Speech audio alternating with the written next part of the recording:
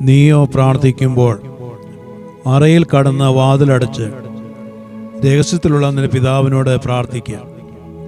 രഹസ്യത്തിൽ കാണുന്ന നിന്റെ പിതാവ് നിനക്ക് പ്രതിഫലം തരും. വിശുദ്ധ മത്തായിയുടെ സുവിശേഷം 6-ാം അധ്യായം 6-ാം വാക്യം. പ്രാർത്ഥനയ്ക്ക് ക്രിസ്തീയ ജീവിതത്തിൽ വലിയ പ്രാധാന്യമുണ്ട്. പ്രാർത്ഥിക്കാത്ത വിശ്വാസി ശക്തിഹീനനാണ്, പ്രാർത്ഥിക്കുന്നവൻ ശക്തനാണ്. ദൈവവസ്തുപ്രകാരം പ്രാർത്ഥിച്ചെങ്കിൽ മാത്രമേ ദൈവത്തിന് ഉത്തരം ലഭിക്കുകയുള്ളൂ. പ്രാർത്ഥനയ്ക്കും വേദപുസ്തകാനിക്കുമായി സമയം നീക്കിവെക്കുന്നത് അത്ര എളുപ്പമുള്ള കാര്യമല്ല എങ്കിലും അത് ഏറ്റവും ആവശ്യമാണെന്ന് ചൈനയുടെ അപ്പോസ്തലൻ എന്ന പേരിൽ അറിയപ്പെട്ടിരുന്ന ഹഡ്സൺ ടൈലർ മനസ്സിലാക്കിയിരുന്നു. അദ്ദേഹത്തോടൊപ്പം ചൈനയിൽ ഏറ്റവും തിരക്കുറഞ്ഞ സത്രങ്ങളിൽ താമസിച്ചിട്ടുള്ളവർക്ക് ഈ കാര്യം ബോധ്യപ്പെട്ടിട്ടുണ്ട്. ഒരു വലിയ മുറിയിൽ ഒരു ഭാഗം ഹഡ്സനും ശേഷഭാഗം തങ്ങൾക്കായി മാറ്റിവയ്ക്കും. രാത്രിയിൽ എല്ലാവരും കിടന്നു കഴിയുമ്പോൾ നിശബ്ദതയിൽ അദ്ദേഹം തൻ്റെ സന്ത സഹചാരിയായ വേദപുസ്തകം വായിക്കാൻ തുടങ്ങും. എത്ര ക്ഷീണിതനായാലും അദ്ദേഹം തൻ്റെ ഈ കൃത്യത്തിന് മുടക്കം വരുത്താറില്ലായിരുന്നു. മിക്കവാറും പുലർച്ചെ 2 മുതൽ 4 വരെയായിരുന്നു അദ്ദേഹം പ്രാർത്ഥിക്കുവാൻ സമയം കണ്ടെത്തിയിരുന്നത്. ചെറുതായി കത്തിയിരുന്ന ഒരു മെഴുതിരി വെളിച്ചത്തിൽ അദ്ദേഹം നടത്തിയിരുന്ന രഹസ്യ പ്രാർത്ഥന പ്രായോഗിക ക്രിസ്ത്യ ജീവിതത്തിലേക്ക് വെളിച്ചം വീശുന്നതായിരുന്നു.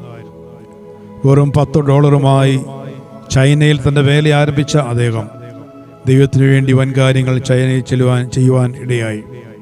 അനേകം അനുയായികളെ ദൈവം കൊടുത്തു. സഭകൾ സ്ഥാപിക്കുന്നതിനും അനേകരെ കർത്താവിലേക്ക് നയിക്കുന്നതിനും ദൈവം അദ്ദേഹത്തെ ഉപയോഗിച്ചു. ഒരു വിശ്വാസിക്ക് ഏറ്റവും പ്രയാസമുള്ള കാര്യം കൃത്യമായ പ്രാർത്ഥനാ ജീവിതം നിലനിർത്തുകയാണെന്ന് ഹഡ്സൺ ടൈലർ മനസ്സിലാക്കിയിരുന്നു. പ്രാർത്ഥനാ ജീവിതത്തിൽ ഉണ്ടാകുന്ന വീഴ്ചയിലൂടെ സാത്താൻ എല്ലായ്പ്പോഴും നിങ്ങളെ എന്തെങ്കിലുമൊക്കെ ചെയ്യാൻ പ്രേരിപ്പിച്ചുകൊണ്ടിരിക്കും എന്ന് ഹഡ്സൺ ടൈലർ പറഞ്ഞിട്ടുണ്ട്. നാം പ്രാർത്ഥനയിലൂടെ ദൈവത്തോട് സംസാരിക്കുന്നു. നാം ദൈവവചനം വായിക്കുമ്പോൾ ദൈവം നമ്മോട് സംസാരിക്കുന്നു. ദൈവത്തിൻ്റെ സാന്നിധ്യം നമ്മോട് ഒപ്പമുണ്ടെന്നുള്ള ഉറപ്പ് ലഭിക്കുവാൻ അവിടുത്തെ ശക്തി നമ്മളിൽ വ്യാപരിക്കേണ്ടത് ആവശ്യമാണ്. ദൈവസേന നിശബ്ദനായിരുന്ന് ദൈവശബ്ദത്തിന് കാതോർക്കുന്നുവെങ്കിൽ ദൈവം നമ്മളോട് ഇടപെടും.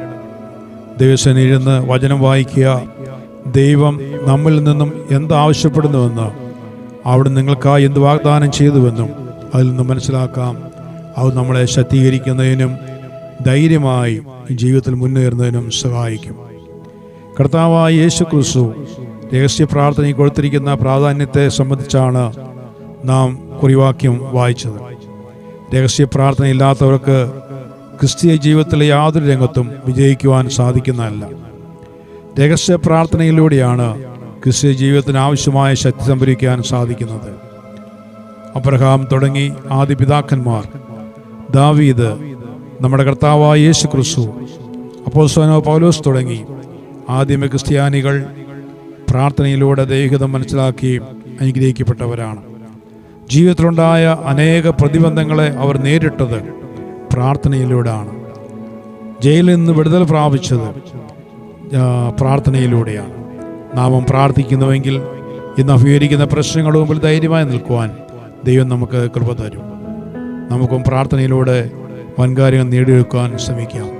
കർത്താവിൻ്റെ സന്നിധിയിൽ താണിരുന്ന് ദൈവശബ്ദത്തിനായിട്ട് കാതോർക്കാം.